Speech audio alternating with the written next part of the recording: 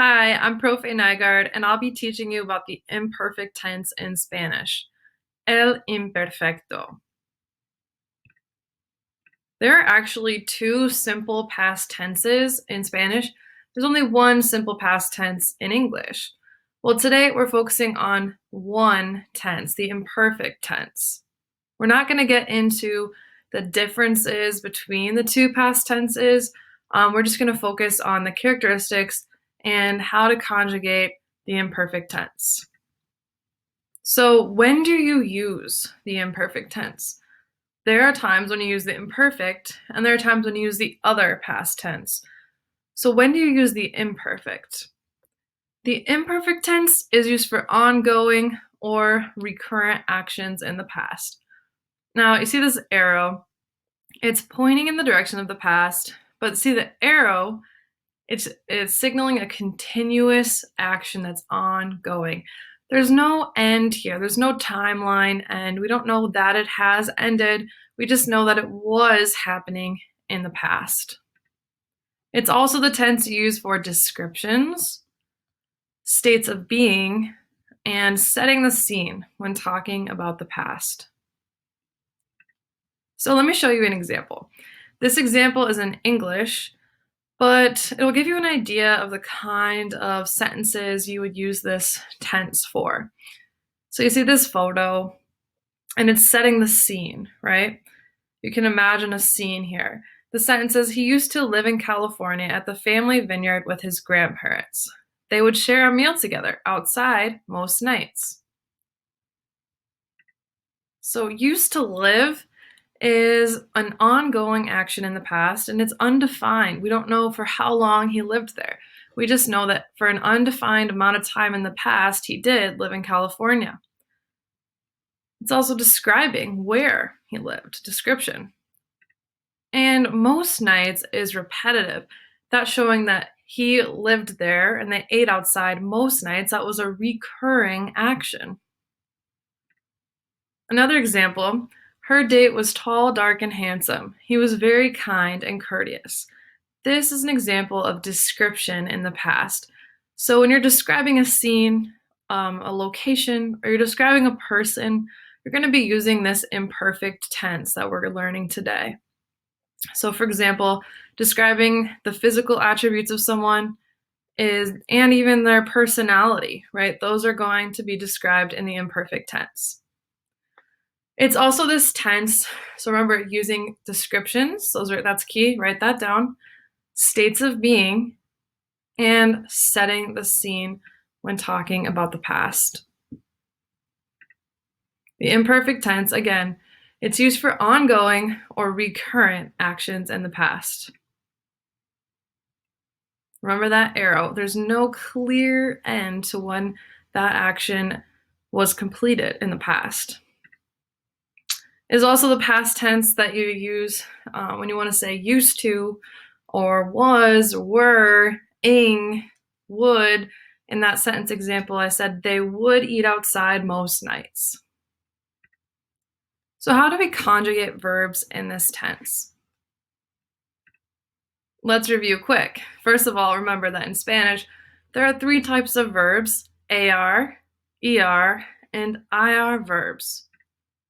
So we have verbs like bailar, an AR verb, comer, an ER verb, and vivir, an IR verb. Of course, we can't conjugate without our subject pronoun chart. So let's review this as well. I want to make sure that you are crystal clear on your subject pronouns before we begin conjugating. So this table is set up like this so that in any verb tense in Spanish, we can use this as a marker for where the yo subject is. That means in any tense, this top left quadrant represents this subject pronoun, yo or I.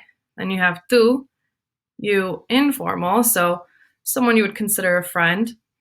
Él, he, ella, she, usted, you formal, so a sign of respect, someone that you don't know very closely or they're older than you, and even if you do know them. Nosotros or nosotras, which is a feminine form of nosotros, so saying we as in we are all female in the group. That's we. Vosotros, vosotras, that's used in Spain to say you all. And then we have ellos, they, that would be all males or it could be a mixed group of people. Ellas, they, all females. And ustedes, that would be how you say you all in Latin America. So subject pronouns are foundational for conjugating. Make sure you know this chart. AR verb endings are as follows for the imperfect tense. So aba, abas, aba, abamos, abais, aban. Those are the endings that go on the verb, and I'll show you soon how we conjugate. But I want to point out, isn't it interesting? The yo form and the usted form have aba. They have the same exact ending. So in this tense, you can tell who is the subject in the sentence by looking at the context, because the verb is the same ending for yo, same ending for ella. It's the same. So you have to look at the context to know who they're referring to more specifically. Here's our chart for ER and IR verbs because they actually share the same endings. That makes it easy on us. ER and IR are the same. Ia, ias, ia, iamos, iais, ian. Now remember that the accents are on the I. So you may not see that very clearly, but every single I that begins the ending here has an accent on it. And look at that.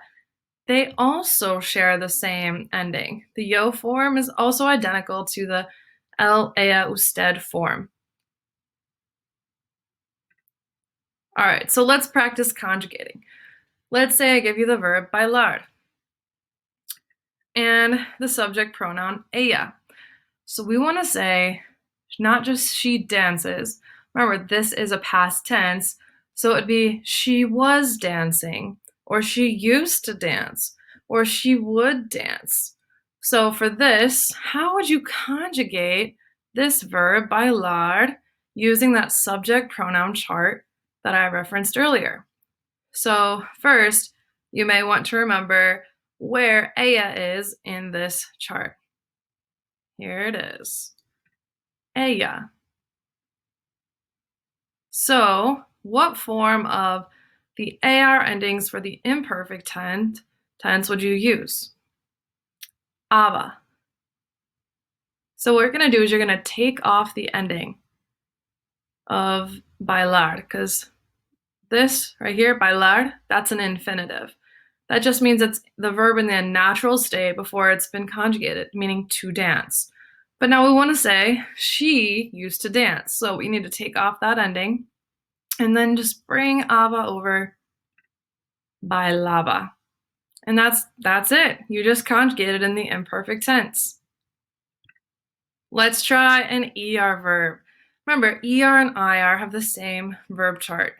So let's try an ER verb, comer. We know that comer means to eat, but we don't want to just say she to eat, right? We need to conjugate this verb. So we want to say she used to eat or she would eat, in terms of like she would eat repetitively. So let's refer to our subject pronoun chart.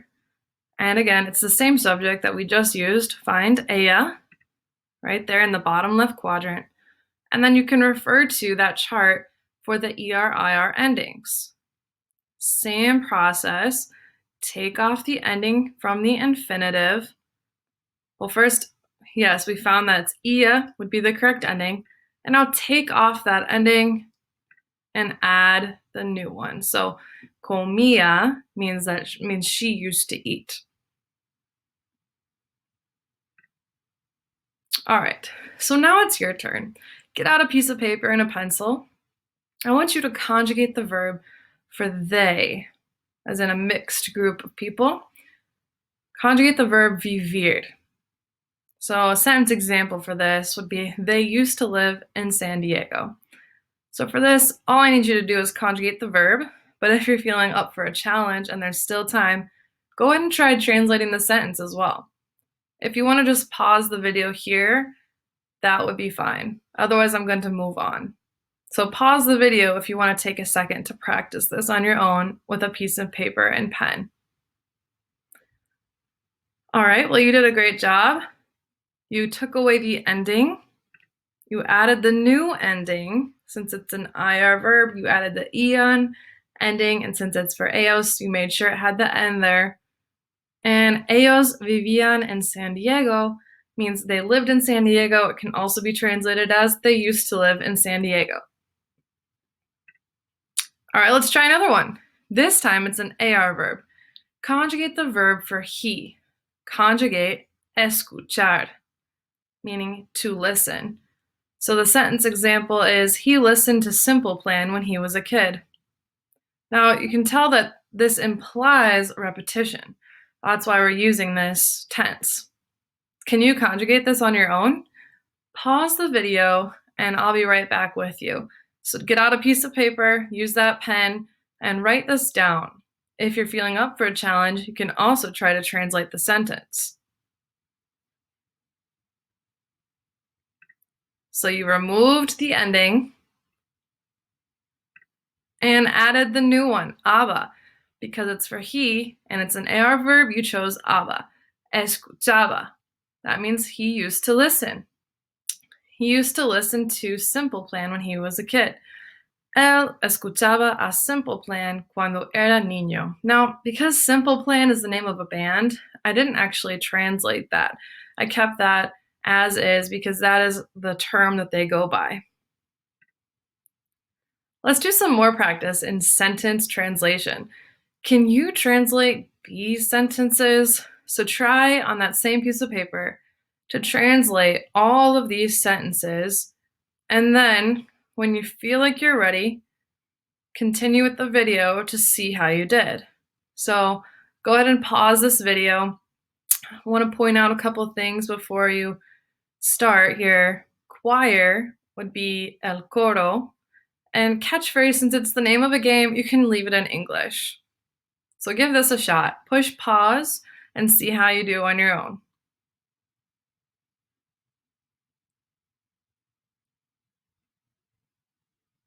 How did you do? Number 1. Usted cantaba en el coro todos los domingos. So there's that repetition every Sunday. Siempre jugábamos catchphrase después de comer la cena. We always used to play catchphrase after eating dinner. So always is a key hint that you're going to have to use the imperfect tense, because always tells us that there was repetition. Cuando era niña, mi mejor amiga vivía en la casa azul en mi calle. So this one is talking about her childhood, and that's implying that it was an ongoing amount of time. And it's describing where that person lived, on her same street in the blue house. So before we go, there are some irregular verbs that you need to be aware of in this tense. Now, the lucky thing is there's only 3 irregular verbs in this past tense, which is much less than the other past tense. So the irregular verbs, there's 3 of them, are always spelled like this. So write these down. Ir, to go. Iba, ibas, iba. Íbamos, ibais, iban. Now they do share the same ending here for the yo form and the la usted. It's the same exact thing. And I do want to point out something that's very common to mess up with this verb is this actually looks similar to an ending, like the ones we saw with aba, but this isn't an ending for a verb. This is a verb, okay? Ir is just one verb, meaning to go. So iba is a whole verb in itself. It's not an ending. So it would be like if I said bailaba. It's an entire verb conjugated. So just know that iba means used to go or went in this tense. Ser, to be, we have era, eras, era, éramos, erais, eran. Now this is the same thing. This is an entire verb. This means was. So I was, you were, she was, we were, you all were. Okay, this is a verb conjugated in the imperfect tense. So you'll just have to memorize this. This one is a very high frequently used verb. So was is something you say all the time. You want to make sure that you know what this is. And ver, to see. This is our final irregular verb. And this one again, it is a verb, so it means she saw or she used to see. Veía, veías, veía, veíamos, veíais, veían. Notice the accents as well on the I. Now, these are something you have to memorize, that they're different than the others. They don't follow the same pattern, right? Because, for example, this is an ER verb. It's irregular because if we remove the ER, like we do normally with a verb, it would just be V, I with an accent A, via. But that's not what it is. So they have it left the E here. So that's why this is considered irregular. All right, well, thank you for watching this video. And of course, next time we'll be focusing on the other simple past tense. Adios.